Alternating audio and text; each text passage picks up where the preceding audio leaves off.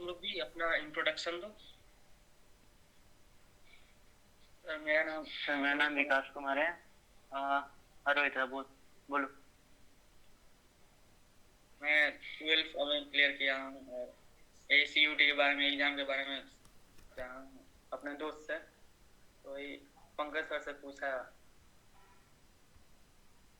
Okay, सो तुम दोनों CUET UG के लिए प्रिपेयर कर रहे हो? हाँ sir.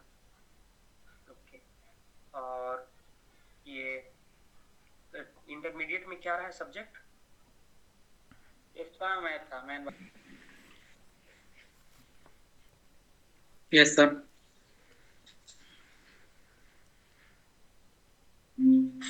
So I'm going to start the class, sir, and I will go through the basic, है ना। मैं देखता हूँ तुम लोग क्या क्या सीखे हो, क्या क्या याद किए हो या भूल गए हो, सारा जो पढ़े हो 12th में वो सारे।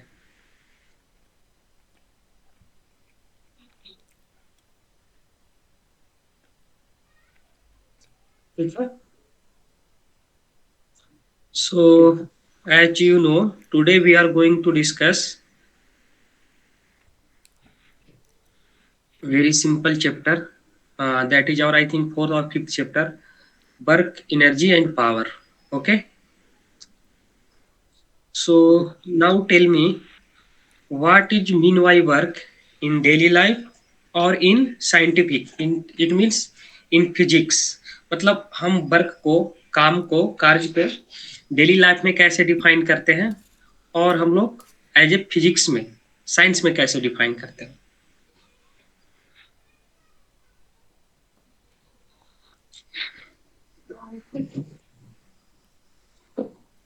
बताओ।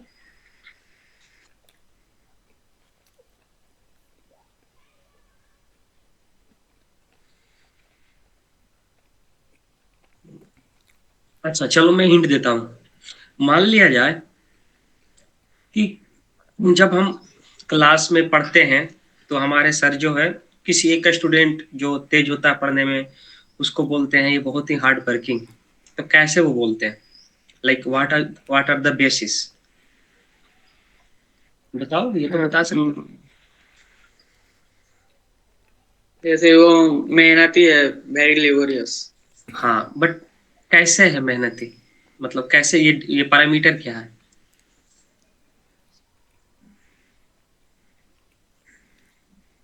सो सिंपल, लाइक मीन्स वो अपने पढ़ाई पे बहुत सारा टाइम जो है खर्च कर रहा है ना, देन बुक रीडिंग कर रहा है, मे बी नोट्स बनाना है तो डायग्राम कर रहा है ना, और अच्छे से सारी चीजों को नोट्स को ऑर्गेनाइज कर रहा है, क्वेश्चन पेपर को कलेक्ट कर रहा है, उसको सॉल्व कर रहा है, क्लास अटेंडेंट कर रहा है ना, प्रॉब्लम डिस्कस कर रहा है अपने दोस्तों के साथ, टीचर्स के साथ, जो भी अगर एक्सपेरिमेंट वगैरह है, केमिस्ट्री का स्टूडेंट हो तो एक्सपेरिमेंट वगैरह कर रहा है। So it means lots of energy वो क्या कर रहा है, इन दिस एक्टिविटीज में वो खर्च कर रहा है। सो सिंपली इन कॉमन, और वो बेटर परफॉर्म कर रहा है, अच्छे मार्क्स ला रहे हैं, तो बोलते क्या है, अच्छा स्टूडेंट है, हार्ड वर्किंग है ना।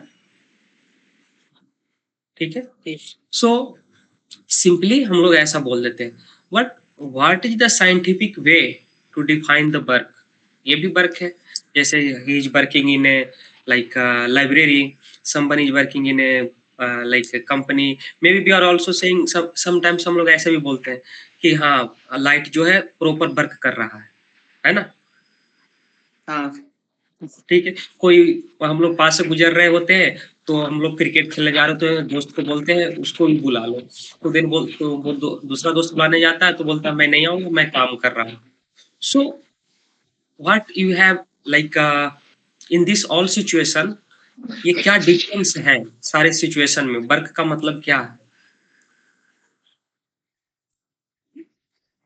तो साइंस के हिसाब से कोई भी चीज पर हम लोग कोर्स करते हैं या फिर उसको। नहीं, अभी हम डेली लाइफ की बात कर रहे हैं, रियल लाइफ की। जैसे अभी जो भी मैंने एग्जांपल दिए, अभी हम डेली लाइफ का एग्जांपल ले रहे हैं, उसके बाद आएंगे हम इस पे, साइंटिफिक वाले पे। सो इसका मतलब है कि देर इन डिफरेंट सिचुएशन वो क्या कर रहा है उसके पर्सपेक्टिव में, वर्क का मतलब जो है हमारा जो है क्या हो जाता है, मीनिंग जो है चेंज हो जाता है ना? जी। हाँ, मैं लिखता हूँ।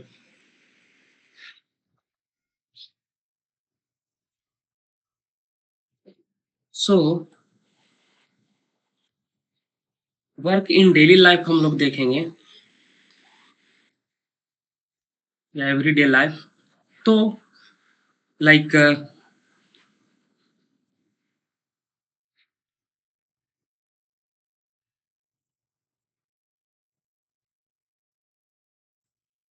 Tube light is working properly,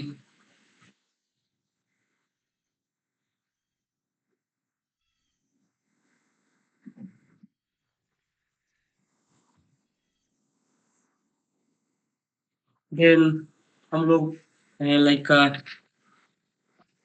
क्या हो,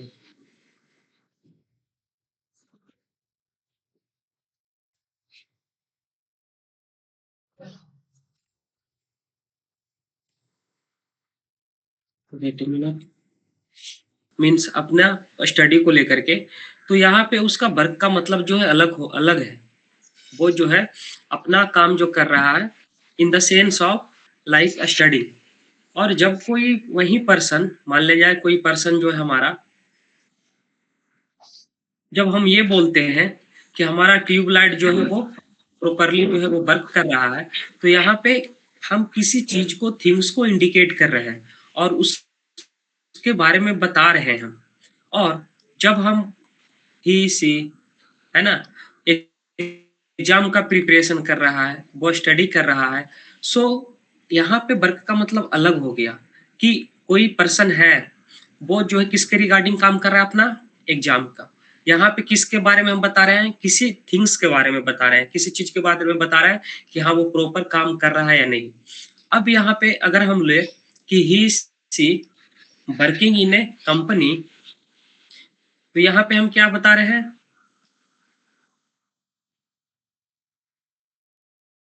यहाँ पे हम क्या बता रहे हैं, यहाँ पे हम उसके किसी पर्सन का जो उसका लाइफ स्टाइल है, ठीक है, उस पे किस पे निर्भर है, इस चीज के बारे में बता रहे हैं। इसका मतलब उसका ऑक्यूपेशन के बारे में बता रहे हैं, है ना। यहाँ पे अभी वो पर्सन एग्जाम की तैयारी कर रहा है, तो वो किस कंडीशन में, किस सिचुएशन में है, तो वो एग्जाम का प्रिपरेशन कर रहा है, इट मीन्स वो स्टूडेंट है, इसके बारे में हम बता रहे हैं। तो इसका मतलब है इन डिफरेंट सिचुएशन, जैसे जैसे हम सिचुएशन लेंगे वैसे ऐसे हमारा डेली लाइफ में वर्क का मतलब जो है वो क्या हो रहा है, बदल रहा है। जब हम क्रिकेट खेल रहे होते हैं, है ना, ठीक है, मूवी वॉच कर रहे होते हैं, हम लोग मूवी देख रहे हैं, तो मूवी देख रहे हैं, वो भी क्या है, काम है।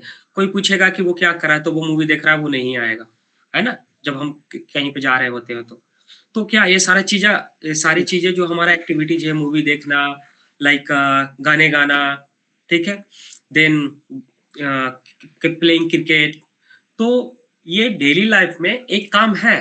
But when we will talk about the in the aspects of scientific way, तो ये हमारा क्या है, काम नहीं है। तो हम लोग साइंटिफिक वे में, हाँ, कुछ बोल रहे हो?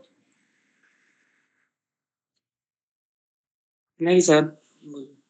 हाँ, इसका मतलब है कि अगर सिंपल यहाँ पे हम ये सारी सिचुएशन को देखें, तो हमारा वर्क का मतलब जो है अलग अलग, डिफरेंट डिफरेंट सिचुएशन में हमारा अलग अलग है डेली लाइफ में। बट जब हम साइंटिफिक वे में पढ़ेंगे, तो वहां पे हमें क्या क्या चीज की जरूरत पड़ेगी, कैसे डिफाइन करते हैं वर्क को, बताओ, कोई बता रहा था?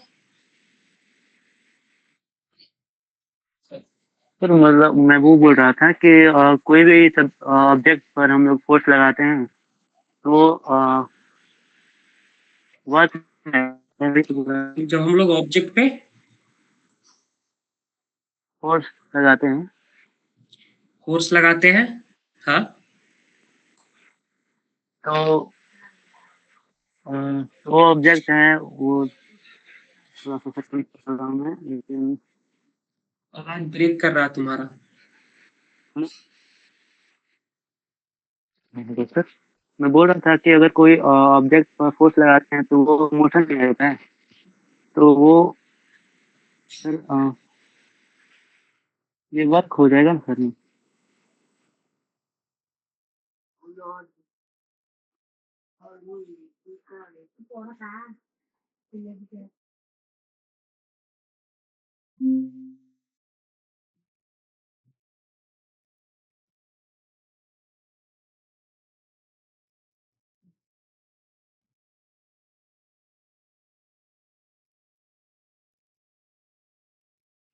हाँ, जब हम किसी क्या बता रहे थे, जब हम किसी ब्लॉक पे किसी भी ऑब्जेक्ट पे फोर्स लगाते हैं, देन उसके आगे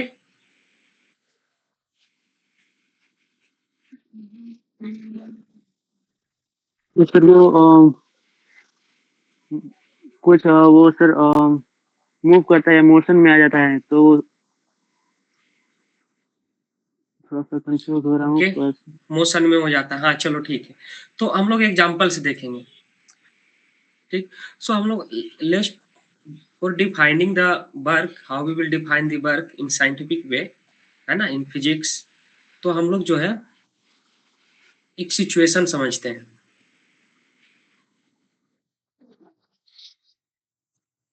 तो सिचुएशन ये है कि चलो सिंपल सा जो है, ये हमारा सरफेस है, ठीक है, और इस पे जो है एक जो है हमने ऑब्जेक्ट रख दिया। अब इस ऑब्जेक्ट को या तो हम पुल करते हैं या फिर पुश करते हैं। ठीक, सो अगर ये ऑब्जेक्ट हमारा जो है कुछ डिस्टेंस से, अगर ये अपने पोजीशन से डिस्प्लेस कर जाता है, आगे बढ़ जाता है, ठीक है, मान लिया जाए इतना सम डिस्टेंस है, तो ये डिस्टेंस जो है क्या किया, डिस्प्लेस कर गया जब इस पे हम लगाए एक्सटर्नल फोर्स, ठीक है, या पुश के या फिर पुल अच्छा। किए। तो सेकेंड कंडीशन क्या हो सकता है हमारा, कि मान लिया जाए कोई ऑब्जेक्ट इस तरीका से है, ठीक है, और हमारा जो है पुली में जो है बंधा हुआ है, पुली ऐसे हमारा, और इधर से जो है रोप में हमारा बंधा हुआ, ये हमारा ऑब्जेक्ट है, और अगर हम इधर फोर्स लगाकर इसको खींच रहे हैं हम, ठीक है, तो ये ऑब्जेक्ट हमारा ऊपर आएगा। ऑब्जेक्ट वैसे हमें नीचे बनाना चाहिए था यहाँ पे, ठीक, तो ये ऑब्जेक्ट जो है हाँ ऊपर आफ्टर है। सम टाइम्स यहाँ पे आ जाएगा। फॉर एग्जाम्पल अगर हमारे पास टेबल है, ठीक है, टेबल पे अगर हमने बुक जो है वो रख दिया, इस बुक को एक जगह से दूसरे जगह पे हमें हटाना है, तो यहाँ पे भी हम क्या करेंगे, इस बुक को अगर हमें हटाना है तो यहाँ पे हम क्या करेंगे, इस बुक को हम उठाएंगे, पिकअप करेंगे, और यहाँ पे हम ला करके यहाँ पे हम इसको ला कर रख देंगे, है ना। सो इन ऑल दीज सिचुएशंस हम क्या देख रहे हैं कि हमें बार बार जो है क्या करना पड़ रहा है, फोर्स लगाना पड़ रहा है, और वो फोर्स लगाने के बाद ऑब्जेक्ट क्या हो रहा है, अपने पोजीशन का जो है वो क्या कर रहा है, चेंज कर दे रहा है। ठीक है ना। जैसे यहाँ पे हमने क्या किया, रोप को जो है वो हमने पुल किया, तो ये ऊपर हमारा ऑब्जेक्ट जो है वो रस्सी के सहारे ऊपर आ गया, यानी अपने पोजीशन से जो है डिस्प्लेस होकर यहाँ आ गया। जब यहाँ पे हमने पुश किया, कोई ऑब्जेक्ट है हम उसको पुश कर रहे हैं, उसको ढकेल रहे हैं, है ना, अपनी भाषा में बोले तो ये आगे बढ़ गया, तो यहाँ पे डिस्प्लेस हो गया। अगर कोई टेबल पे है, एक घर पे बुक रखा हुआ है एक टेबल पे, दूसरे टेबल पे हम रखे, तो हमें क्या करना पड़ेगा, यहाँ से लिफ्ट करें, फिर यहाँ पे हम इसको ला कर रखें। तो ऑल थ्री सिचुएशंस हम कर क्या रहे हैं, हम एज ए एक्सटर्नल, है ना, एक्सटर्नल एजेंट है, जो व्यक्ति कोई भी फोर्स जो लगा रहा है वो उसको हम एक्सटर्नल एजेंट बोलते हैं। तो वो व्यक्ति जो है क्या कर रहा है, फोर्स लगा रहा है और ऑब्जेक्ट को क्या कर रहा है, डिस्प्लेस कर रहा है। इसका मतलब हम क्या समझे इन सारे सिचुएशन से, इन सारे सिचुएशन से हमें ये समझ में आता है, और उसके बाद क्या हुआ, वर्क परफॉर्म हो गया, यानी कि जो हम चाह रहे थे वो हो गया, है ना। तो इन सारे सिचुएशन से हम ये बता सकते हैं कि अगर, है ना, ये सारे कंडीशन में हमारा क्या हुआ, वर्क परफॉर्म हो गया, जो हम करना चाह रहे थे वो हो गया। इसका मतलब है कि इन सारे चीज सिचुएशन को अगर हम देखें, डील करें, तो हमें पता चलता है कि वर्क को अगर हमें डिफाइन करना है तो हमें तीन चीजों की जरूरत पड़ेगी। एक तो होगा फोर्स, है ना, जो कि क्या होगा, वो लगना चाहिए किसी ऑब्जेक्ट पे, so force should act on, किस पे लगेगा, किसी भी ऑब्जेक्ट पे। और दूसरा क्या होगा, जब फोर्स लगेगा ऑब्जेक्ट पे, तीनों कंडीशन में देखो ऑब्जेक्ट क्या हो जा रहा है, अपने पोजीशन से हट जा रहा है, उसका पोजीशन चेंज हो जा रहा है। It means the object must be displaced.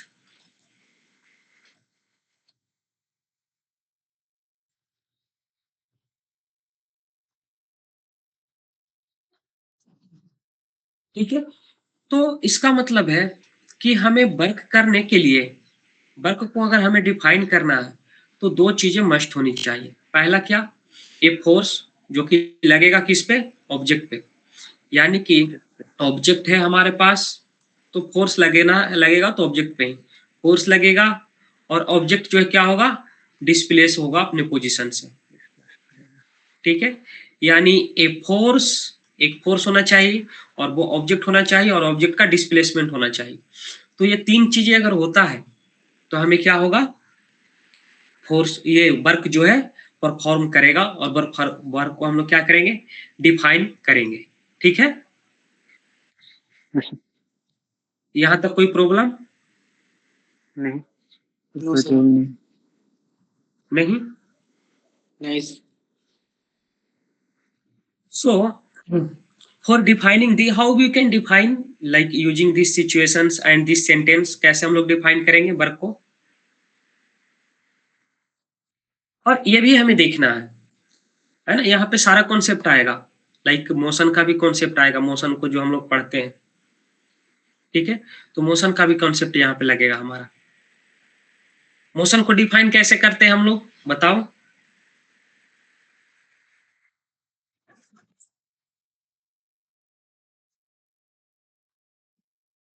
मान लिया जाए ये तुम जो है ट्रेन के जो है कंपार्टमेंट में जो है बैठे हुए हो।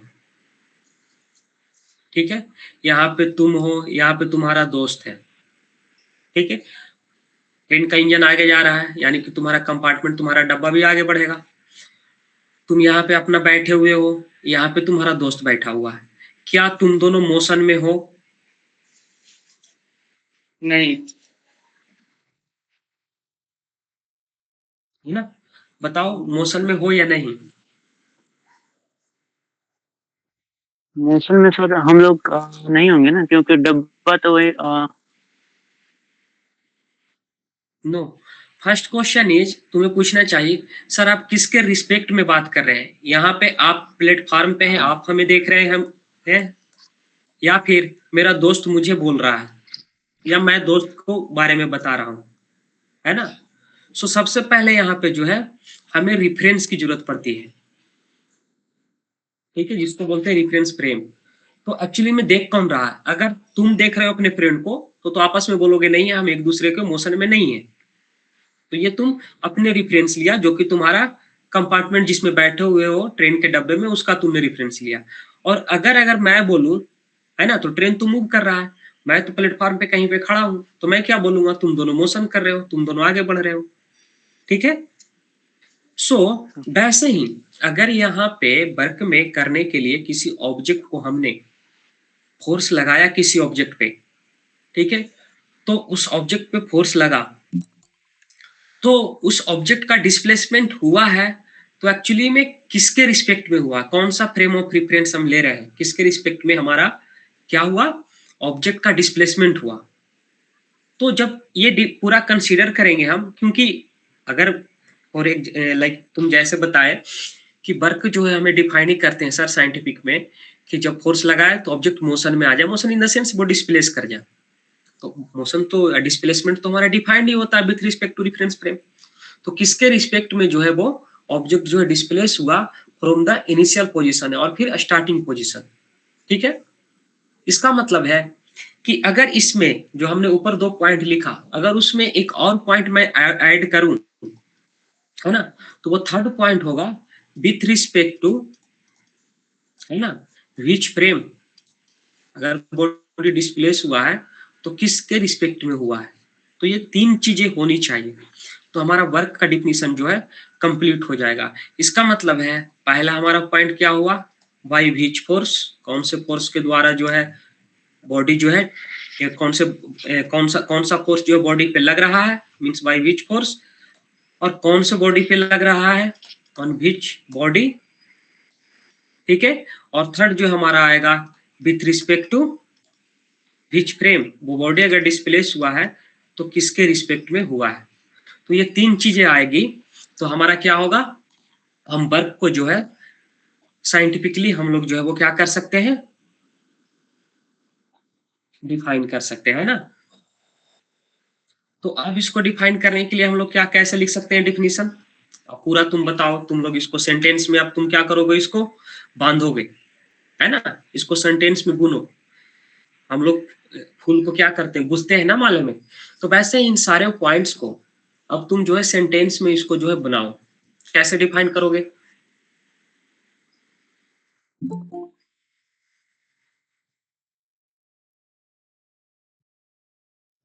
सिंपल है ना।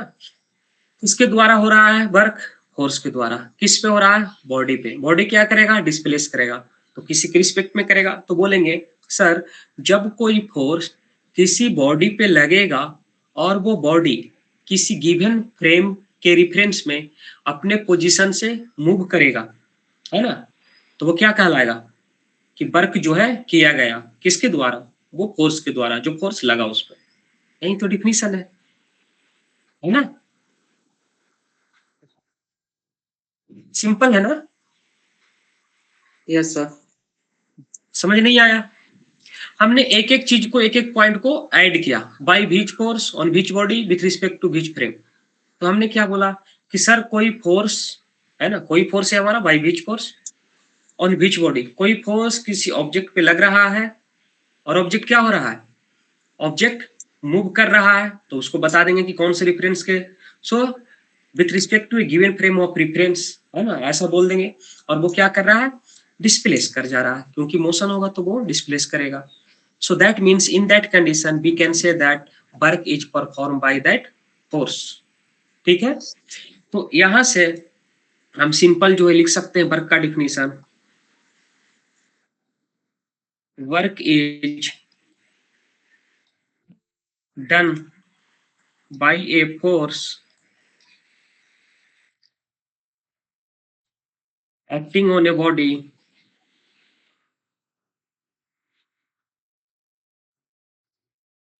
with respect to a given frame of reference, given frame सिर्फ लिखो, given frame when the, अब देखो यहाँ पे मैं ऐसे लिखता हूँ scientific, more scientific, point of application. Point of application means जहां पे फोर्स लग रहा है वो उस ऑब्जेक्ट का वो पॉइंट है ना, पॉइंट ऑफ एप्लीकेशन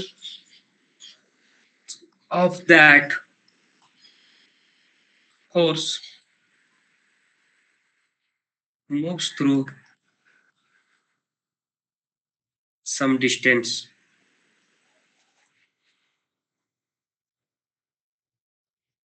ठीक है। तो ये हमारा जो है वर्क का डिफिनीशन हो गया। Work is done by a force, force पे हमारा, फोर्स के द्वारा, force acting on a body, किसी बॉडी पे लगेगा, with respect to a given frame when the point of application, point of application means हमारे पास ऑब्जेक्ट है और फोर्स हम लगाए, तो जहां पे फोर्स हम एग्जैक्टली लगा रहे हैं, ठीक है, वो हमारा पॉइंट ऑफ एप्लीकेशन होता है। मान लीजिए पूरा हम ह्यूमन है, सो एज ए ह्यूमन किसी ने हमें हम पे थप्पड़ मारा, तो जहां पे थप्पड़ लगेगा वो सरफेस हमारा क्या कहलाएगा, वो पार्ट क्या कहलाएगा बॉडी का, वो पॉइंट ऑफ एप्लीकेशन कहलाएगा, ऐसे समझो, है ना। तो वो पॉइंट ऑफ एप्लीकेशन क्या करेगा, थप्पड़ लगेगा तो डैमेज होगा, है ना। तो यहाँ पे जब पॉइंट ऑफ एप्लीकेशन लगेगा, फोर्स लगेगा उस पॉइंट ऑफ एप्लीकेशन पे, तो वो क्या करेगा, मूव करेगा, जस्ट एनालॉगी, है ना, ठीक है। तो सम डिस्टेंस से जब मूव करेगा तो हम क्या बोलेंगे, हम बोलेंगे कि वर्क जो है परफॉर्म किया गया किसके द्वारा, उस फोर्स के द्वारा। अब कहता है जब ये वर्क परफॉर्म किया गया, ठीक है, तो ये वर्क अगर परफॉर्म किया गया तो इसमें जो है कितना जूल का वर्क हुआ, साइंटिफिक में हम देखें, क्योंकि वर्क क्या है, एक फिजिकल क्वांटिटी है। बिकॉज तुम सोचो वर्क किसके किसके द्वारा हो रहा है, वर्क जो है किसी फोर्स के द्वारा लगने के कारण हो रहा है, और जब फोर्स वो लग रहा है तो वो क्या हो रहा है हमारा, ऑब्जेक्ट जो है डिस्प्लेस कर रहा है, यानी कि यहाँ पे ये दो फिजिकल क्वांटिटी जो है पार्टिसिपेट कर रहा है मेनली रूप से। एक तो हमारा फोर्स, फोर्स क्या है बताओ?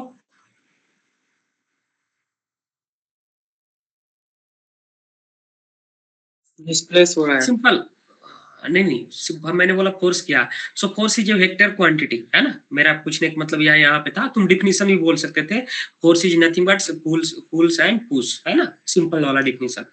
तो फोर्स भी हमारा क्या है, वेक्टर क्वांटिटी। हमारा डिस्प्लेसमेंट भी क्या है, वेक्टर क्वांटिटी। ठीक है, तो ये दो फिजिकल क्वांटिटी जो है वो पार्टिसिपेट कर रहा है कि परफॉर्म कर रहा है क्या करने में, वर्क करने में। तो वर्क जो है हमारा क्या है, अगर फोर्स लगा है, ऑब्जेक्ट डिस्प्लेस हुआ है with respect to given frame of reference, तो हमारा क्या कहलाएगा, वर्क कहलाएगा। अब वर्क को हम लोग डिफाइन करेंगे, ये डिफिनीशन हमारा हुआ एक तरीका से बोल सकते हो लाइक एज ए सेंटेंस और फॉर्मल डिफिनीशन। जब हम लोग इसको मैथमेटिक्स के फॉर्म में लिखेंगे, मैथमेटिकल फॉर्म, ठीक है, तो जब मैथमेटिकल फॉर्म में लिखेंगे, तो अगर हमारे पास let's assume for a given force,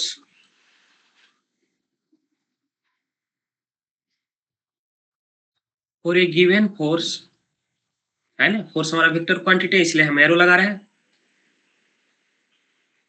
acts on a given body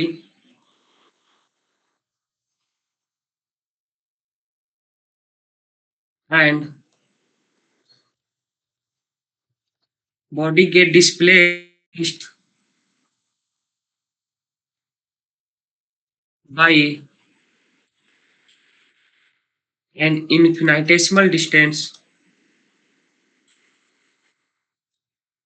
infinitesimal distance small d, है ना, with respect to a given frame of reference. हम वर्क को जो डिफाइन करते हैं वो हमारा होता है एफ डॉट डी आर। ये बार बार ऐसे क्यों हो रहा है?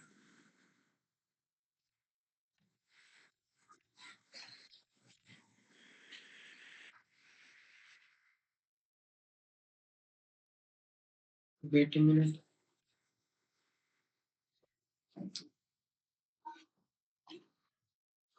इनफिनिटेसिमल डिस्प्लेसमेंट, ठीक है,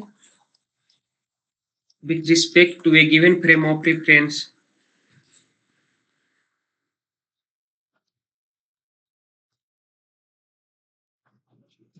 then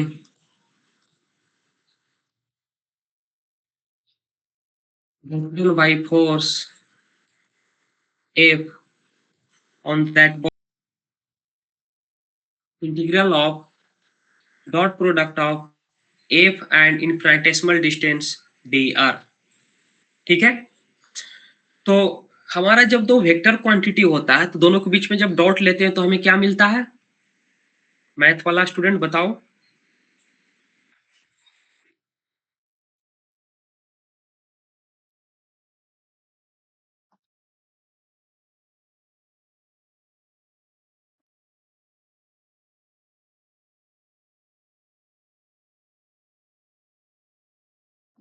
बताओ कोई?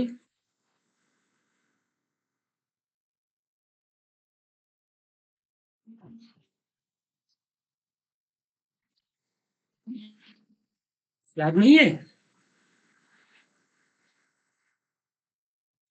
भूल रहे हो तुम, फिर कैसे काम चलेगा, अभी अभी 12th पास हुए हो। जब हमारा दो वेक्टर क्वांटिटी होता है, मान लिया जाए ए और वेक्टर क्वांटिटी बी, तो जब हम क्रॉस प्रोडक्ट लेते हैं तो हमें एक वेक्टर क्वांटिटी ही मिलता है ना। जब हम डॉट प्रोडक्ट लेते हैं तो हमें क्या मिलता है, एक स्केलर क्वांटिटी कोई मिलता है। इसमें जो है क्या होता है, डायरेक्शन नहीं होता, इसमें सिर्फ मैग्नीट्यूड होता है। इसमें क्या होता है, डायरेक्शन और हमारा मैग्नीट्यूड दोनों होता है, जो कि आई कैप जे कैप के कैप ऐसे करके लिखते हैं ना, याद आ रहा है?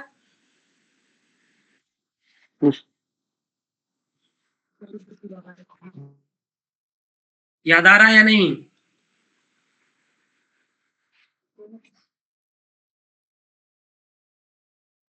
तो ये हमारा क्या हो गया, dw। अच्छा, ये जो मैंने लिखा ऊपर उसका मतलब है कि मान लिया जाए ये हमारा फ्रेम ऑफ रेफरेंस हम सरफेस ले लें, ये हमारा ऑब्जेक्ट है जिसका मास m है और इस पे एक फोर्स F लग रहा है, इसको हम पुश कर रहे हैं। तो ये ऑब्जेक्ट जो है हमारा जो है इन्फिनिटेसिमल डिस्प्लेसमेंट, मतलब बहुत ही छोटा सा इसका डिस्प्लेसमेंट हुआ है। वो क्या हुआ, dr, यहाँ से यहाँ, हालांकि ये बहुत बड़ा है लेकिन dr जो एक बहुत छोटा डिस्प्लेसमेंट है। ठीक है, तो वर्क डन जो हमारा होता है, तो ये पाथ इसका इस पॉइंट से इस पॉइंट तक, इस पॉइंट से इस पॉइंट तक, इस पॉइंट से इस पॉइंट तक, तो सबको क्या कर रहे हैं हम, सम कर रहे हैं कि यहाँ से यहाँ जाने में कितना वर्क हुआ होगा, यहाँ से यहाँ जाने में कितना, यहाँ से यहाँ पहुंचने में कितना। तो ये पॉइंट हमारा ए है और ये पॉइंट बी तक पहुंचा है, तो बीच में पॉइंट बहुत सारे इन्फिनिटेसिमल पॉइंट हो सकते हैं, इन्फिनाइट नंबर ऑफ पॉइंट हो सकते हैं, तो उन सबका सम है ना, क्या मिलेगा हमें, वर्क मिलेगा। तो इसलिए हमने क्या लगाया, इंटीग्रल लगाया। तो इंटीग्रेशन हमारा क्या होता है, सबका सम करता है ना, और डिफरेंशिएशन क्या करता है, उसको बांटता है छोटे छोटे टुकड़ों में, ये सब याद होगा। तो वर्क डन हमारा क्या है, एफ डॉट डी आर। तो दो वेक्टर क्वांटिटी का क्या है, हमारा डॉट प्रोडक्ट है। इसका मतलब ये कैसा क्वांटिटी है, ये हमारा स्केलर क्वांटिटी है, इसमें क्या होगा, डायरेक्शन नहीं होगा। So work is a scalar quantity. ठीक है, अब यहाँ पे फिर मैं तुमको अब यहीं पे मैं तुमको बताना चाहूंगा कि तुम लोग को अगर याद होगा तो मोशन से भी पहले देखो, मोशन का हमने कॉन्सेप्ट लगाया, ठीक है, वो क्या लगाया, फ्रेम ऑफ रेफरेंस का लगाया मैंने कॉन्सेप्ट, है ना। देन अब इसमें जो है मैं तुम लोग का चेक करूंगा कि तुम्हें पता है डायमेंशन और यूनिट पता है या नहीं। सो डायमेंशन कैसे पता करते हैं, कोई बताओ, वर्क का कैसे डायमेंशन लिखेंगे यहाँ पे।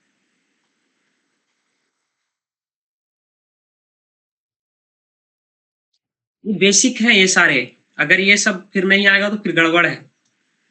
क्वेश्चन कराने का तो मैं करा दूंगा सारे न्यूमेरिकल, तुमको फार्मूला दे करके तुम्हारा PYQ करवा दूंगा, कैसा कैसा क्वेश्चन पूछेगा वो भी बता दूंगा, बट कॉन्सेप्ट आनी चाहिए, नहीं तो फिर फंसोगे। ठीक है, तो यूनिट हम कैसे निकालते हैं, तो अगर यूनिट की बात करें तो फोर्स का क्या होता है यूनिट,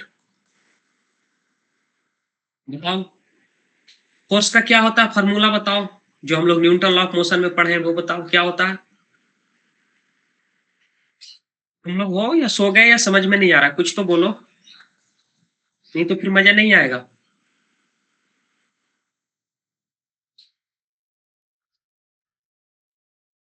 1/4 पाई एप्सिलॉन नॉट। नहीं, फोर्स का सिर्फ मैं डिफिनीशन अति ये फार्मूला पूछ रहा है, इक्वेशन ऑफ मोशन में जो हम लोग पढ़ते हैं न्यूटन लॉ ऑफ मोशन में, तो force equal to mass into acceleration होता ना, है ना। मास इनटू, हाँ सिंपल मैंने पूछा, अभी उसमें हम नहीं जा रहे, इलेक्ट्रिक फील्ड मैग्नेटिक फील्ड में नहीं जा रहे, यहाँ पे मैंने लिखा भी नहीं कि इलेक्ट्रोस्टैटिक फोर्स बताओ या मैग्नेटिक फोर्स बताओ, सिंपल फोर्स जो 8 क्लास में 9 क्लास में पढ़ते हैं वो, तो force equal to mass into acceleration. अब मास का यूनिट क्या होता है, ऐसा यूनिट ये बता दो, मास का यूनिट किलोग्राम, है ना। एक्सेलरेशन का डिफिनीशन क्या होता है, so velocity per unit time, है ना, rate of change of velocity per unit time. Velocity का हमारे पास क्या होता है, ऐसा यूनिट मीटर पर सेकेंड, और सेकेंड हमारा डिनोमिनेटर में है तो एक और सेकेंड। इसका मतलब है कि हमारे पास एक्सेलरेशन का क्या हो गया, मीटर पर सेकेंड स्क्वायर, है ना। ये हो गया हमारा ऐसा यूनिट एक्सेलरेशन का, और ये हो गया हमारे पास मास का। तो फोर्स का ऐसा यूनिट क्या हो गया हमारे पास, किलोग्राम मीटर पर सेकेंड स्क्वायर। इतना तो आता होगा ना तुम लोगों को, यस और नो। Yes sir. हाँ बिल्कुल, तो मैं बेसिक से चल रहा हूँ, है ना। और उसके बाद हमने डिस्प्लेसमेंट का क्या होता है, डिस्प्लेसमेंट को डी से भी डोनेट करते हैं, आर से भी करते हैं, है ना। और यहाँ पे मैंने इन्फिनिटेसिमल डिस्प्लेसमेंट लिखा है, तो इन्फिनिटेसिमल लिखने के लिए हम लोग इस डेल का यूज करते हैं। एक और डेल तुम लोग पढ़ा होगा, ये वाला, ठीक है। तो जब एवरेज निकालते हैं, यानी जब बड़ा चेंजेस होता है हमारा, तो इस डेल्टा का यूज करते हैं। जब बहुत छोटा चेंजेस होता है तो हम लोग इस डेल का यूज करते हैं, है ना। इसको भी डेल बोलते हैं, इसको भी सिंपली डी भी बोलते हैं और सिंपली डेल भी बोलते हैं। तो ये बड़ा चेंज के लिए यूज करते हैं, ये छोटा चेंज के लिए यूज करते हैं। तो यहाँ पे हमने डी आर लिखा था, तो आर हमारा क्या बता रहा था, डिस्प्लेसमेंट को, यानी कि छोटा चेंज इन डिस्प्लेसमेंट। इसका मतलब हुआ छोटा चेंज किसमें, डिस्प्लेसमेंट में। तो डिस्प्लेसमेंट को हम लोग डी से भी डिनोट करते हैं और आर से भी डिनोट करते हैं। तो इसमें क्या है हमारा, ये डिस्प्लेसमेंट क्या है, लेंथ है हमारा, तो लेंथ को मीटर में डिनोट करते हैं। तो वर्क का तुम जो है निकाल लो यहाँ से एसआई यूनिट, तो वर्क का क्या हो जाएगा किलोग्राम, और मीटर इधर है और मल्टीप्लाई होगा क्योंकि डॉट है, तो एम हमारा मीटर स्क्वायर हो जाएगा पर सेकेंड स्क्वायर। ये देखो, इसी को हम लोग क्या बोलते हैं, फोर्स को हम लोग न्यूटन के नाम पे जो है, यह भी हमारा ऐसा यूनिट है, न्यूटन भी बोलते हैं। तो यहाँ पे तुम इसको ऐसे भी लिख सकते हो, न्यूटन मीटर लिख सकते हो, ठीक है। फिर वर्क के बारे में जो है सबसे अच्छा जो तुम लोग 11th क्लास में पढ़े होगे हीट कैपेसिटी, तो हीट में पढ़े होगे जूल ला, तो जूल के नाम पे भी ही हम लोग को एक ऐसा यूनिट वर्क का रखा गया, वो जूल भी है। तो या तो ऐसा यूनिट जूल भी हो सकता है वर्क का, न्यूटन मीटर भी हो सकता है, या फिर किलोग्राम मीटर स्क्वायर पर सेकेंड स्क्वायर भी हो सकता है। तो ये तीनों क्या है, ऐसा यूनिट है, किसका, वर्क का, ठीक है। और ये हमारा क्या है, ये हमारा फोर्स का ऐसा यूनिट हो गया, न्यूटन या फिर किलोग्राम मीटर पर सेकेंड स्क्वायर। तो हम लोग देखो यूनिट कैसे निकाला हमने, तो हम लोग ऐसे यूनिट निकालते हैं। तो ये चीजें तुम्हें आनी चाहिए कि कोई भी फिजिकल क्वांटिटी दिया हुआ है तो उसका हमें बेसिक डिफिनीशन अगर पता है, तुम्हें यूनिट डायमेंशन में पढ़े होगे कि हमारे पास जो है 7 जो है हमारे पास फंडामेंटल फिजिकल क्वांटिटी है ना। तो उनसे ही सारा हम लोग क्या करते हैं, डेराइव करते हैं। जैसे फोर्स का हमारे मास इंटू एक्सेलरेशन, तो मास हमारा क्या है, फंडामेंटल है। एक्सेलरेशन में हमारा again v y t, v y को टी वाई, वी को भी हम लोग लिखते हैं आर वाई टी, यानी कि rate of change of displacement. तो डिस्प्लेसमेंट हमारा क्या आता, लेंथ, यानी कि वो हमारा फंडामेंटल आता, टाइम हमारा फंडामेंटल आता। तो ये सारा यूनिट एंड डायमेंशन से हम निकाल सीखते हैं, वहीं से सीखते हैं। हालांकि मैं सारा कुछ इसमें बता रहा हूँ, ठीक है, तो डरने की जरूरत नहीं है। तो ये हमारा वर्क का हो गया। अब हम डायमेंशन लिखो, किसको किसको आता है डायमेंशन लिखना, बताओ मुझे। डायमेंशन इसका क्या हो जाएगा, वर्क का डायमेंशन ऑफ वर्क कैसे लिखेंगे, बताओ, है ना। ये हम लोग बड़े वाले ब्रैकेट में लिखते हैं किसी फिजिकल क्वांटिटी को, तो इसका मतलब होता है कि हम उसका डायमेंशन लिखने जा रहे हैं। सो डायमेंशन ऑफ वर्क क्या होगा, किसी को आता है निकालने, बताओ।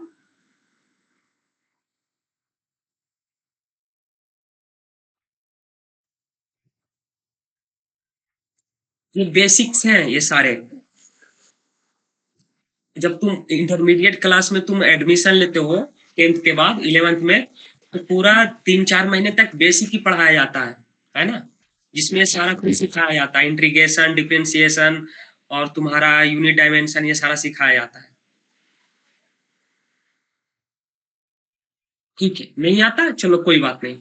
तो देखो अब फिर से मैं आऊंगा वहीं पे स्टार्टिंग में। वर्क में हमारे पास कौन कौन सा फिजिकल क्वांटिटी है, फोर्स है और डिस्प्लेसमेंट है, ठीक है, दो चीज है।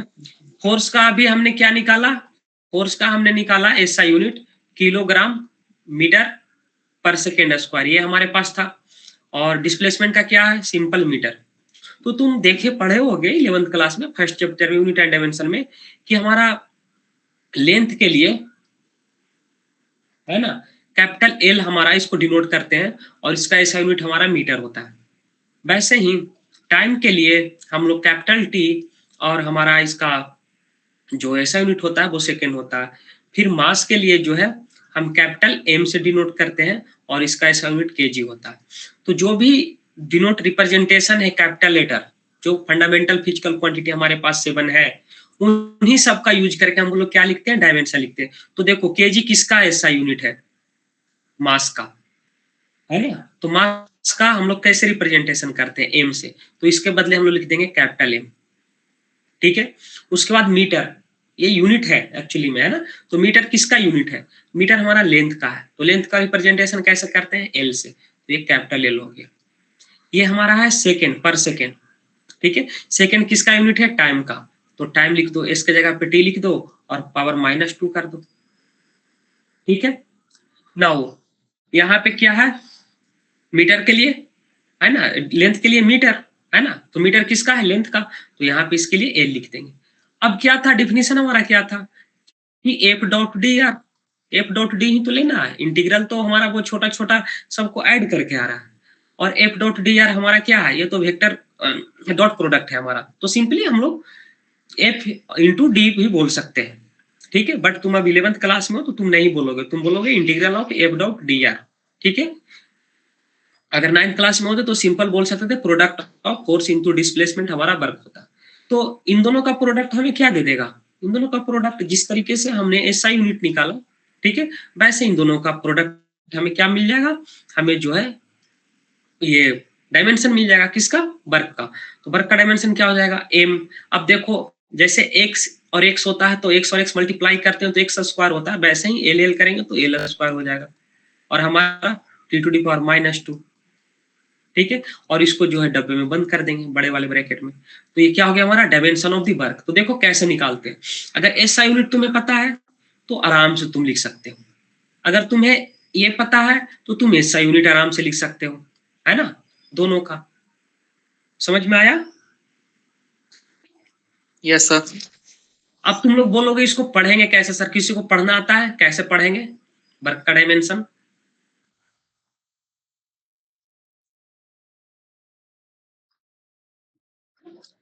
कैसे पढ़ेंगे, तो सब पे पावर देखेंगे कि हमारा मास पे पावर कितना है, तो कुछ नहीं है तो 1 है, लेंथ पे कितना है 2 है, टाइम पे कितना है तो -2 है। तो जब हम इसको पढ़ना होगा तो हम पढ़ेंगे, ये तो हमारा डायमेंशन रिप्रेजेंट कर रहा है, so dimension of the work is given by, है ना, पहले पावर पढ़ेंगे 1 इन मास, 2 इन लेंथ, -2 इन टाइम।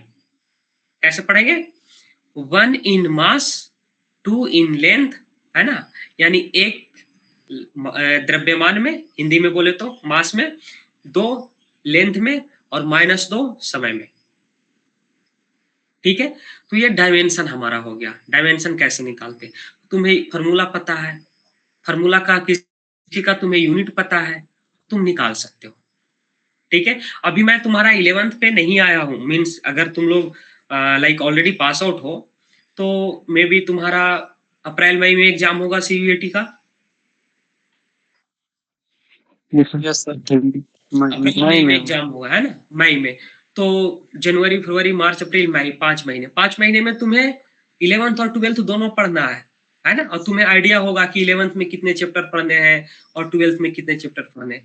तो अगर मैं ये सब बताने जाऊंगा ना तो फिर नहीं हो पाएगा, फिर तुम्हारा unit dimension, motion, then circular motion, friction और वर्क पावर एनर्जी, यही सब आते आते 6-8 महीने लग जाते हैं। ठीक है, फिर इसके बाद भी तुम्हारा बचेगा, तुम्हारा 11th में ही बचेगा हीट बचेगा, और उसके बाद kinetic theory of gases something, वो भी है शायद केमिस्ट्री में या फिजिक्स में, फिर वो तुम्हारा बचेगा, फिर 12th का पूरा पोर्शन रह जाएगा। तो अगर तो ये सब बताने गया मैं तो फिर तो सिलेबस होगा ही नहीं, वो तो भूल जाओ। तो अगर मैं अपने हिसाब से कि हमें 5 महीने में खत्म करना है तो तुम्हें ये सारी बेसिक आनी चाहिए। मैं ये डायमेंशन निकालना, हाँ डायमेंशन निकालना मैं नहीं सिखाऊंगा, मैं ये बताऊंगा डायरेक्टली वहां पे कि डायमेंशन लिखते कैसे हैं। जैसे यहाँ पे मैंने एक एक करके बताया, यहाँ से मैंने ऐड किया कि वहां तुम पढ़े होगे लेंथ टाइम का एल टी एम, ये सब तुम्हें आना चाहिए। अब मान लीजिए मैं तुम्हें इलेक्ट्रिक फील्ड पढ़ा रहा हूँ तो इलेक्ट्रिक फील्ड का मैं डायमेंशन लिखूंगा, तो मैं वहां पे सिंपल चार्ज हमारा होता है, फोर्स होता है ना, तो डिवाइड बाई आर स्क्वायर हम लोग ऐसे करके लिखते हैं, Q1 Q2 divide by are square, ऐसे करके हम लोग करते, तो मैं वहीं पे निकाल दूंगा। तुम्हें फिर ट्रिक करना पड़ेगा, सर निकाले कैसे, तो तुम्हें खुद समझना होगा, सीखना होगा, और रटना भी नहीं है, क्योंकि रटोगे तो फिर सब कितना डायमेंशन याद करोगे, इतने सारे फिजिकल क्वांटिटी है ना। तुम्हें निकालने आना चाहिए। तुम्हें अगर ये याद है, ये सारा याद है फंडामेंटल का, तो बहुत अच्छे से तुम्हें क्लियर हो गया। अगर कोई डाउट है, कोई दिक्कत है तो पूछ सकते हो तुम लोग, या कुछ क्वेरी वगैरह है तो वर्क से रिलेटेड, क्योंकि अब तुमको मैं क्वेश्चन दूंगा।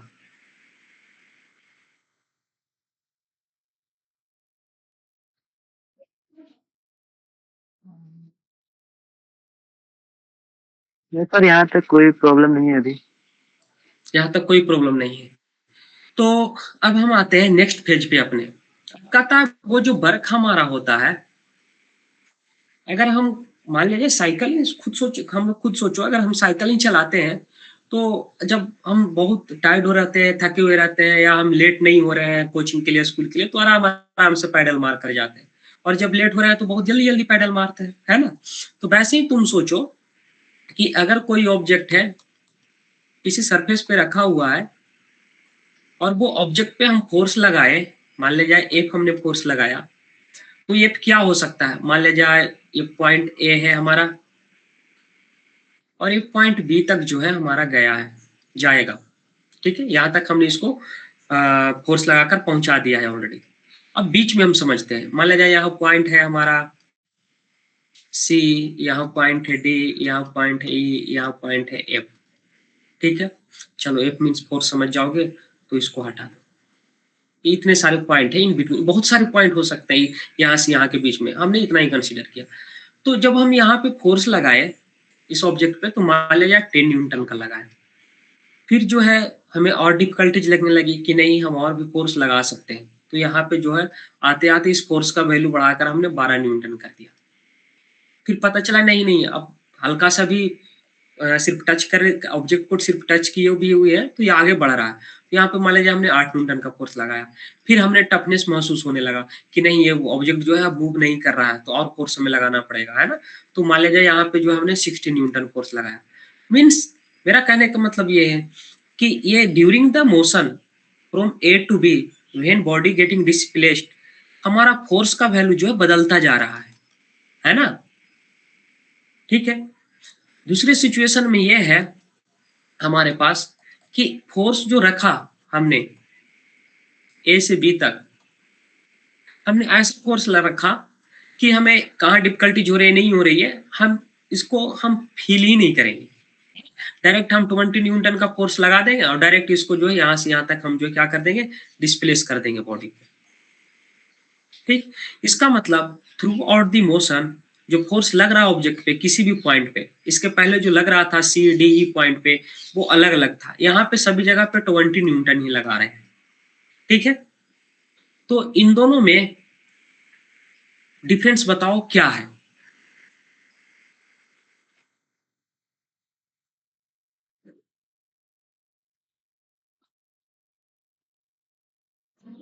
फोर्स हम लोग चेंज कर रहे हैं और इसमें हाँ फोर्स चेंज कर रहे हैं, इसमें हम चेंज नहीं कर रहे हैं, कांस्टेंट रख रहे हैं ना, बहुत खूब। इसका मतलब है इसको हम लोग बोलते हैं वेरिएबल, है ना। तो कौन सा वेरिएबल है, फोर्स। तो यहाँ पे हमारा हो गया वेरिएबल फोर्स, यहाँ पे हमारा क्या हो गया, कांस्टेंट, कांस्टेंट फोर्स। इसका मतलब है कि अब जो हम वर्क डन निकालेंगे तो हमारे पास दो सिचुएशन हो सकता है, या तो कांस्टेंट फोर्स हो सकता है या फिर वेरिएबल फोर्स हो सकता है, ठीक है। नाउ अब और डिफरेंट सिचुएशन हम लोग देखते हैं। हम लोग अब जो है कंसीडर करते हैं सबसे पहले कांस्टेंट फोर्स को, आसान वाला हम लोग करते हैं। तो मान लीजिए हमारे पास कांस्टेंट फोर्स है एक इस तरीके से,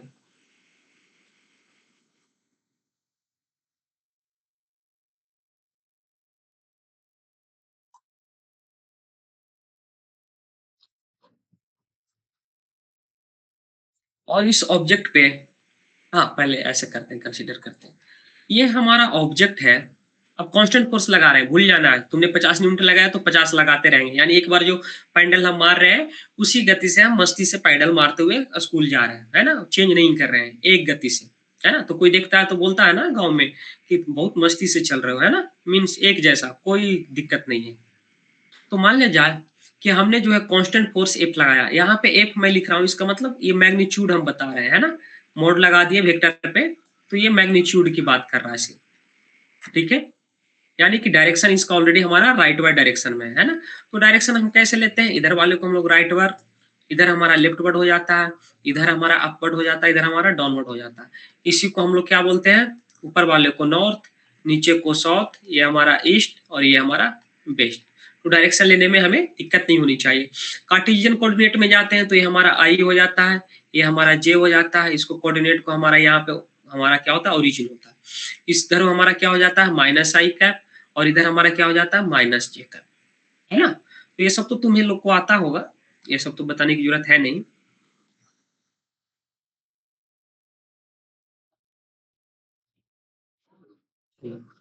तो ये हमारा फोर्स हो गया। अब कांस्टेंट फोर्स लग रहा है, तो अब फोर्स लगेगा यहाँ पे तो कोई भी डायरेक्शन हो सकता है फोर्स का, ठीक है। तो हम लोग ये देख रहे हैं बॉडी को जो है यहाँ तक डिस्प्लेस कर दिया फोर्स लगाकर, एक पॉइंट से बी पॉइंट तक, ठीक है। मान लिया जाए स्मॉल डिस्प्लेसमेंट डी है, तो फोर्स जो है कोई कैसे भी लगा सकता है। कोई बोलेगा नहीं मैं इस तरीके से जो है इसको पुश करूंगा, कोई बोलेगा मैं इस तरीके से इसको पुश करूंगा, कोई बोलेगा पुश क्यों करना, इसमें ऐसा करते हैं ना, रस्सी बांध देते हैं, इसको ऐसे खींच देते हैं। कोई बोलेगा ऐसे क्यों खींच रहे हो, तुम ऐसे खींच दो ना। और सब एक ही जैसा फोर्स लगा रहा है, मतलब कांस्टेंट फोर्स, सब जो है एफ ही लगा रहा है, ठीक है। इसका मतलब क्या, इसका मतलब है sir when a force will acts on a body it may the direction of the force may be different, है ना। ऐसा जरूरी नहीं है कि हॉरिजॉन्टल डायरेक्शन में फोर्स लगा रहा हो सकता है कोई इस डायरेक्शन में बॉडी को इस तरफ डिस्प्लेस कर दिया हो, ठीक है। कोई ऊपर की तरफ इसको खींच रहा है, तो जब कोई कंडीशन देखते हो ना, जब हमारा कोई भी चीज को खींचना होता है ना, तो इस तरीके से ऊपर की तरफ खींचता है, यहाँ पे अगर बांध दिए रस्सी से तो ये ऊपर भी हल्का हल्का जाता है और आगे भी बढ़ता रहता है ना। तो ऐसे ऐसे ही ऊपर जाता है, ठीक है। इसका मतलब ये ऊपर भी डिस्प्लेस हो रहा है और ये इस डायरेक्शन में, यानी कि राइटवर्ड भी जा रहा है और अपवर्ड भी जा रहा है, ठीक है। तो इसका मतलब है कि डायरेक्शन ऑफ द फोर्स हमारा जो है वो अलग अलग हो सकता है।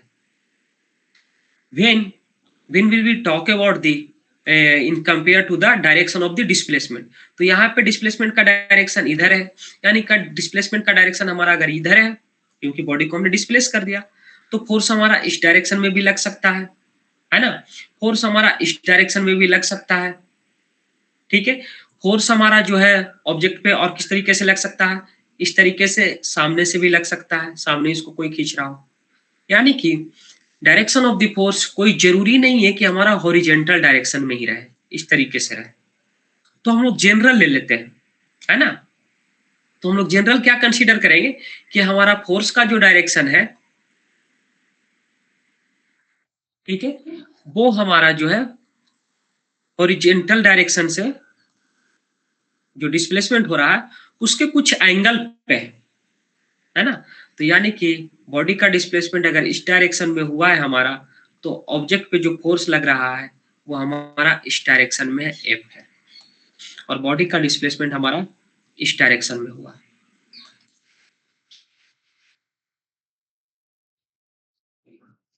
Small D. तो if a constant force F applied on a body and body get displaced at displacement D, okay, then work done by this force F can be given as a scalar product, that means dot product of F and D, जो अभी बताया था हमारा।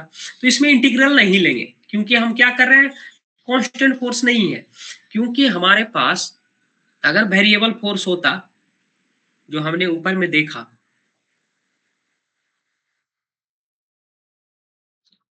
जो ऊपर में देखा, तो वेरिएबल फोर्स हमारा होता, तो यहाँ का वर्क हम लोग अलग ऐड करते, यहाँ का यहाँ वर्क अलग, यहाँ का वर्क अलग, यहाँ का वर्क अलग, तो इंटीग्रल लगाते। इसलिए मैंने इंटीग्रेशन लिखा था, है ना। हमारा जो मेन डिफिनीशन था उसमें हमने इंटीग्रल भी रखा था, इसीलिए रखा था क्योंकि जब वेरिएबल फोर्स होगा तो हम उसको इंटीग्रल करेंगे, ऐड करेंगे, यहाँ का वर्क अलग होगा, यहाँ का यहाँ वर्क अलग, यहाँ का अलग, यहाँ का अलग। लेकिन जब हमारा कांस्टेंट फोर्स है बच्चा, जब कांस्टेंट फोर्स है तो हमें इंटीग्रल लगाने की जरूरत नहीं है, सिंपल हम उसका क्या करेंगे, डॉट प्रोडक्ट ले लेंगे, डॉट प्रोडक्ट या फिर scalar product of F dot D. Dot product हमारा क्या कहलाता है, स्केलर प्रोडक्ट कहलाता है, क्योंकि हमें स्केलर क्वांटिटी मिलता है, सिंपल हमारा क्या मिलता है, मैग्नीट्यूड मिलता है, तो एफ डॉट डी। अगर मान लीजिए एंगल हमारा थीटा है, ठीक है, तो हमें ये देखना होता है कि वो कौन सा फोर्स का कंपोनेंट है। अब तुम्हें कंपोनेंट लेना आता होगा, ठीक है। हमारे पास इस तरीका सा है, ये मान लीजिए हमारे पास ये थीटा एंगल बना रहा है, ठीक, ये 90 डिग्री, यानी कि हमारे पास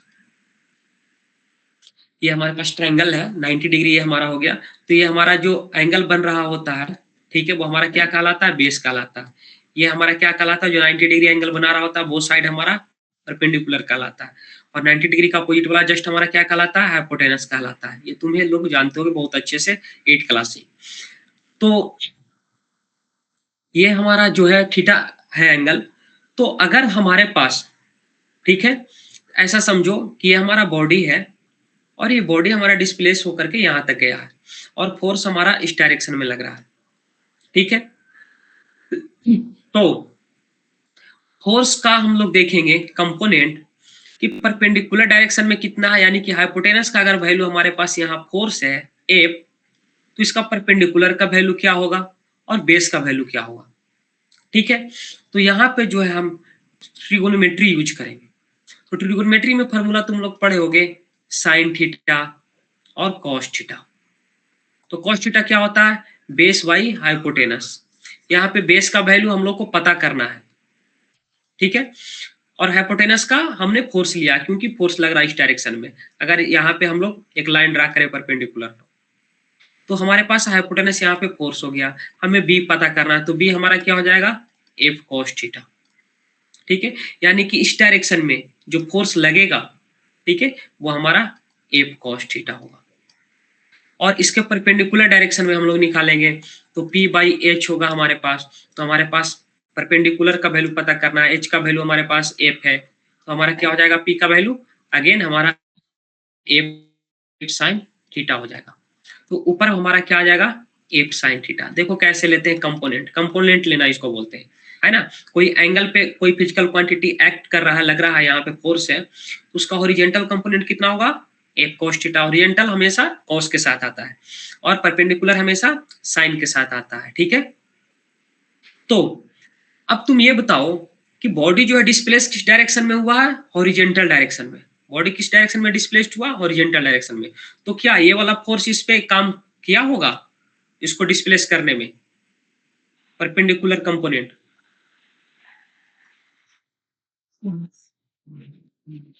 नहीं किया होगा, है ना, क्योंकि हम फोर्स इधर अगर मान ले जाए 10 न्यूटन का लगा रहे हैं और मान ले जाए ये जो हम 30 डिग्री पे लगा रहे हैं, मान लिया जाए इसको जो, हाँ चलो 30 डिग्री 60 डिग्री कर लेते हैं, है ना, 60 डिग्री पे लगा रहे हैं, ठीक है।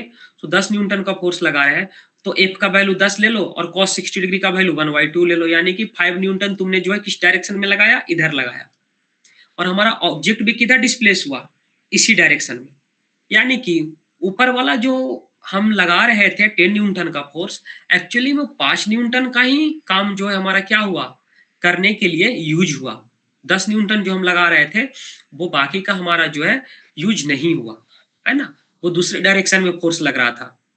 इसीलिए जब तुम देखते हो कि प्रैक्टिकल लाइफ में जब कोई चीज को हम लोग खींचते हैं, गाँव में कुछ खींचना होता है, मान लीजिए कोई पिलर वगैरह हमें घर पे ऊपर चढ़ाना होता है ना, तो वो रस्सी को बहुत अच्छे से बांधते हैं लोग, है ना, मिड पॉइंट पे बांधते हैं। ऐसा नहीं कि एक कॉर्नर पे बांधते हैं, या बांधेंगे तो फिर 3-4 जगह बांध देंगे और बाकी सारे लोग जो है ऊपर रहेंगे, है ना, और चारों तरफ से इक्वल खींचते हैं। ये सब देखे हो प्रैक्टिकल लाइफ में या नहीं? ताकि जितने भी फोर्स लगे, है ना, जितना लोग खींचे, सबका इक्वल फोर्स जो है वो वेस्ट ना जाए। यहाँ पे हमारा क्या, ये वाला कंपोनेंट वेस्ट गया क्योंकि हमारा ऑब्जेक्ट डिस्प्लेस इस डायरेक्शन में हो रहा है, ना कि इस डायरेक्शन में। तो जो फोर्स हम 10 न्यूटन का लगा रहे हैं वो काम करने में यूज हमारा 5 न्यूटन ही आ रहा है, ठीक है। इसका मतलब है जब फोर्स हमारा कांस्टेंट है और डिस्प्लेसमेंट हमारा डी से हुआ है, किसी भी ऑब्जेक्ट पे जब फोर्स लग रहा है और बॉडी जो है डिस्प्लेस किया है, तो वर्क डन जो हमारा होगा वो क्या होगा, एफ टी कॉस थीटा, ठीक है। यही है मोरल ऑफ द स्टोरी हमारा कांस्टेंट फोर्स का, कि एफ डी कॉस थीटा, ये हमारा क्या हो जाएगा, work done by the force हो जाएगा एक्टिंग ऑन दिस बॉडी। ये कंपोनेंट हमारा नहीं काम में आएगा, यानी कि टोटल एफ नहीं लेंगे, इसका एक कंपोनेंट लेंगे जो कि इसको क्या कर रहा है, उसी डायरेक्शन में लेके जाने का काम कर रहा है। तो कहीं पे तुम ऐसे भी पढ़ोगे डिफिनीशन कि work done by a force in the direction of the displacement. Displacement के डायरेक्शन में जो फोर्स लग रहा है वो फोर्स के द्वारा किया गया काम क्या कहलाता है, वर्क कहलाता है। तो ये भी डिफिनीशन तुम्हें देखने को मिलेगा, ठीक है। यहां तक समझ आया? हाँ, तो अब यहां से ना केस बना लो तुम।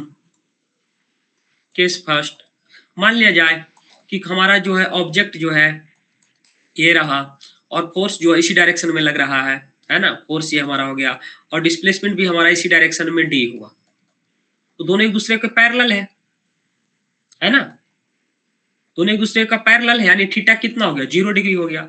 तो इस केस में वर्क क्या हो जाएगा, work done by this force एक केस 1 मैंने लिया है ना, तो क्या हो जाएगा, cos 0 डिग्री का वैल्यू 1, ये कितना होता है 1, यानी कि F इंटू डी, यानी कि जब पैरेलल लग रहे हैं तो हमारे पास जो है फोर्स का वैल्यू क्या हो जाएगा, सॉरी वर्क डन का वैल्यू क्या हो जाएगा, फोर्स इंटू डिस्प्लेसमेंट, सिंपल के सबसे सिंपल वाला, ठीक है। और जब हम लोग ऐसा हो है कि फोर्स जो है हम इधर की ओर लगा रहे हैं, लाइक एक अच्छा एग्जांपल लेता हूं मैं,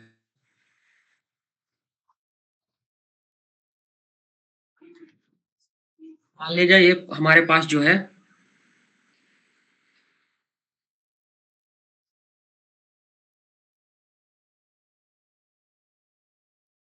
ये एरोप्लेन है, ठीक है, एज्यूम कर लो, इतना अच्छा तो है नहीं ड्राइंग, ये ऊपर की तरफ जा रहा है, ठीक है, हम इधर सरफेस पे हैं कहीं पे, तो एक जगह तो रहेगा नहीं, है ना, मान लिया कहीं से उड़ा होगा, तो ये जो है मान लिया पैरेलल जो है यहाँ से यहाँ तक पहुंचा, तो इसका इनिशियल पॉइंट ये मान लो ए, यहाँ पे फाइनल बी, तो ये डिस्प्लेसमेंट क्या होगा हमारा, कितना डी मान लो, जो मान लिया जाए क्या होगा डिस्प्लेसमेंट। अब इस पे बताओ कौन कौन सा फोर्स लग रहा होगा, पहले ये बताओ इस एरोप्लेन पे, ग्रेविटेशनल फोर्स लग रहा होगा ना एक नीचे की तरफ, हाँ लग रहा है, एक ग्रेविटेशनल फोर्स लग रहा होगा। ग्रेविटेशनल फोर्स हम लोग कैसे लिखते हैं, mass of the body and gravitational acceleration mg, और डिस्प्लेसमेंट हमारा d हुआ। तो अब तुम क्या देख रहे हो कि डिस्प्लेसमेंट इस डायरेक्शन में हो रहा है और फोर्स जो इसको नीचे लग रहा है, फोर्स जो है नीचे लग रहा है, इसका मतलब दोनों के बीच का एंगल कितना है, 90 डिग्री है। तो मैं यही केस लेने जा रहा था कि हमारे पास फोर्स हो या इस तरीके से ये ऑब्जेक्ट है, और फोर्स हम लोग जो है ऊपर की तरफ लगाए ऑब्जेक्ट पे, बट ऑब्जेक्ट मूव इधर की तरफ कर जाता है ना, यानी फोर्स और डिस्प्लेसमेंट के बीच में एंगल क्या है, 90 डिग्री है। तो अब यहाँ पे ये केस 2 हमारा हो गया, ये केस हमारा 2 हो गया। तो इस केस 2 में क्या करो, अब तुम जो है कॉस का वैल्यू, केस 2 का वर्क डन हम लोग देखेंगे, तो F D cos 90 degree, cos 90 degree का वैल्यू क्या होता है 0, तो यानी क्या हो जाएगा 0, तो यानी कि ग्रेविटेशनल फोर्स के द्वारा, sorry force due to gravity of the earth जो हमारा होगा एरोप्लेन पे, जो वर्क किया जाएगा वो क्या होगा 0 होगा।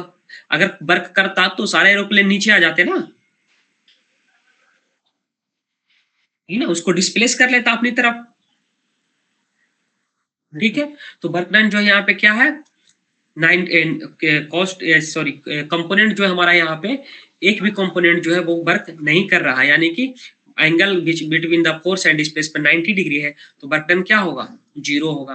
तो ये सारे केसेस तुम्हें अब कितना सिंपल से मैंने ये सारे केसेस डील किए हैं, तुम्हें जो है अलग अलग किताबों में अलग अलग जगहों पे अलग अलग तरीकों से बताया जाएगा, but moral of the story ये है कि हम लोग का एक डिफिनीशन जब याद रखें कि वर्क डन जो हमारा होता है छोटा सा work done due to the छोटा डिस्प्लेसमेंट, वो हमें रखना है एफ डॉट डी आर, और जब ये कांस्टेंट हो जाए तो इंटीग्रल हटा देंगे, तो एफ इंटू डी आर, और अगर ये हमारा डिस्प्लेसमेंट छोटा ना हो करके थोड़ा सा बड़ा हो, चेंजेस हो, तो एफ डॉट आर लिख दो या डी लिख दो, डी मीन्स डिस्प्लेसमेंट, यहाँ डी जो है हमारा स्मॉल चेंजेस को बता रहा है, कंफ्यूजन नहीं, तो यहाँ पे हमारा सिंपल वर्क हो जाएगा, ठीक है। और ये एफ डॉट आर जो हो जाएगा हमारा क्या हो जाएगा, एफ आर कॉस थीटा, ये आर भी डिस्प्लेसमेंट है, वहां डी भी डिस्प्लेसमेंट था, ठीक है। अब कॉस थीटा कैसे थीटा लग रहा है, फोर्स और डिस्प्लेसमेंट के बीच में एंगल कितना है ये डिसाइड करेगा कि फोर्स कितना लगेगा।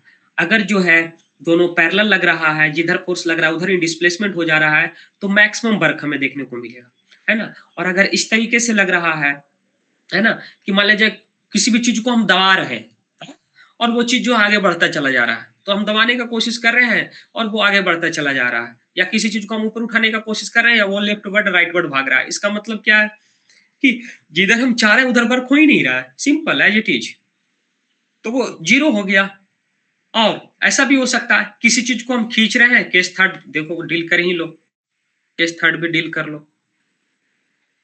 केस थर्ड में हमारा क्या होगा, केस थर्ड में हमारा होगा कि किसी चीज को तुम जो है खींच रहे हो इस तरफ और वो चला जा रहा है इस तरफ, है ना, यानी कि ये डिस्प्लेसमेंट हो गया और ये तुम्हारा फोर्स हो गया, ठीक है। तो ये डिस्प्लेसमेंट वेक्टर है, ये फोर्स वेक्टर है, ये खींच रहे हो तुम इस तरफ, भाग जा रहा है इस तरफ, यानी कि दोनों के बीच का एंगल 180 डिग्री। कॉस 180 डिग्री का वैल्यू -1, है ना, यानी वर्क डन क्या हो जाएगा, तो एफ डॉट डी हमारा हो जाएगा। एफ डॉट डी क्या होता है, एफ डी कॉस थीटा होता है। कॉस थीटा का वैल्यू कितना है, थीटा का वैल्यू 180 डिग्री है, 180 डिग्री का वैल्यू कितना होता है, -1 होता है। ये देखो इससे तुम्हें क्या सीख मिला, इससे सीख हमें ये मिला सर कि वर्क डन हमारा पॉजिटिव भी हो सकता है, यानी मैक्सिमम वर्क भी हो सकता है, निगेटिव भी हो सकता है और जीरो भी हो सकता है ना, यही सीखे ना, जी। है ना। यानी कि कोई फोर्स अगर किसी ऑब्जेक्ट पे लगेगा तो या तो वो मैक्सिमम वर्क करेगा, या तो निगेटिव वर्क करेगा, या फिर जीरो वर्क करेगा। मतलब हम जो चाह रहे हैं जिस तरह ऑब्जेक्ट को डिस्प्लेस करना हो वो उधर नहीं हो रहा है, निगेटिव वर्क, यानी हमारा फोर्स जो इफेक्टिव नहीं है उस वर्क को करने के लिए।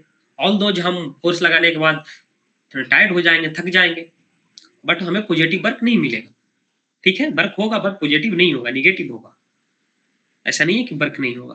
वर्क किस केस में नहीं होगा, जिस केस में हमारा कोई डिस्प्लेसमेंट या तो डिस्प्लेसमेंट ही ना हो, डी का वैल्यू जीरो हो जाए, है ना, फोर्स लगा रहा है और बॉडी मोशन ही नहीं करे,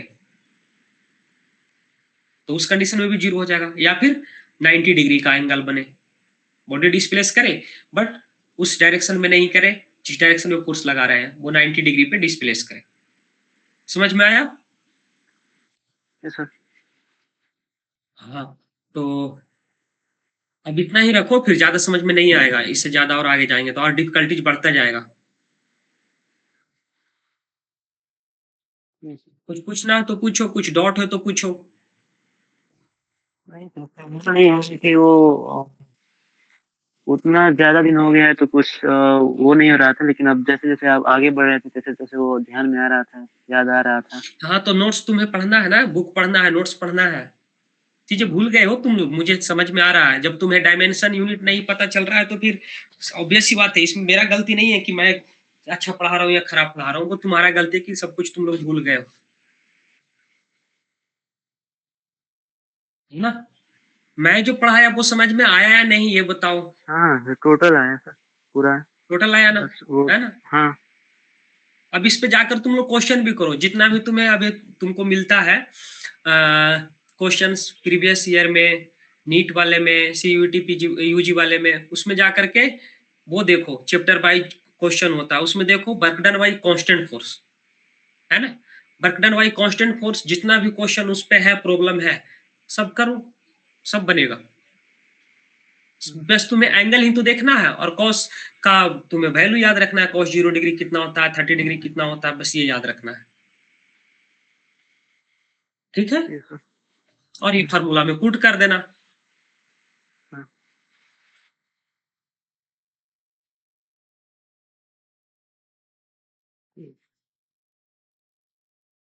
चलो, मीटिंग में और कोई नहीं है, सिर्फ तुम ही हो मीटिंग में। हाँ वो पता नहीं कहीं चले गए क्या, कोई काम नहीं। नहीं समझ में आया होगा। चलो ठीक है, ओके सर जी।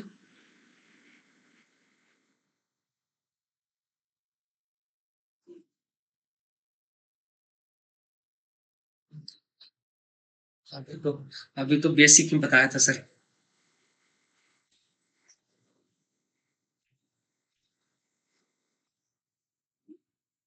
हाँ वही ना, लेकिन डेमो है ना सर, नहीं उठाएंगे अगर, तब फिर पढ़ाने लगेंगे तो बोलेगा बच्चा कि कहाँ कहाँ से उड़ा रहे हैं सर।